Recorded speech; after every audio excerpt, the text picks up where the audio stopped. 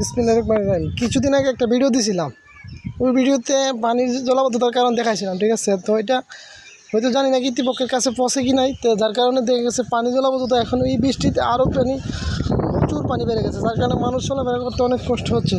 তো রাস্তাঘাট আমার অনেকটাই ডুবে গেছে। তো আশা করি এটা দ্রুত সমাধান হইব এবং আপনাদের মাধ্যমে এটা যাতে সংস্কার হয় সেই দাবি আপনাদের কাছে জানাচ্ছি। তো দয়া করে আপনারা একটু এটা সাপোর্ট করবেন এবং দেখাইবেন যাতে আমাদের এই জলাবদ্ধতা যাতে দ্রুত নিরসন হয় ইনশাল্লাহ। আর পুরসভা এবং যারা ড্রেন কর্তৃপক্ষ কাজ করে তাদের মাধ্যমে জোরালো আবেদন জানাচ্ছি যাতে আমাদের এই ড্রেনটা দ্রুত কাজটা এবং করে দিই ইনশাল্লাহ। সে আশায় আমি সবার কাছে রাখতেছি।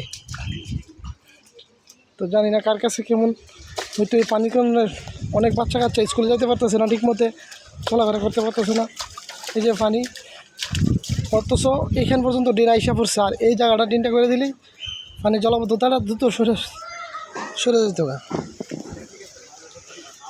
এই যে পানির কারণে মানুষ চলতে পারতেছে না, এই যে ড্রেনটা এই পর্যন্ত ড্রেন আসছে, আর বাকি ড্রেনটা করে দিলেই ইনশাল্লাহ আমাদের জলাবদ্ধতা দূর হয়ে যেত ইনশাল্লাহ।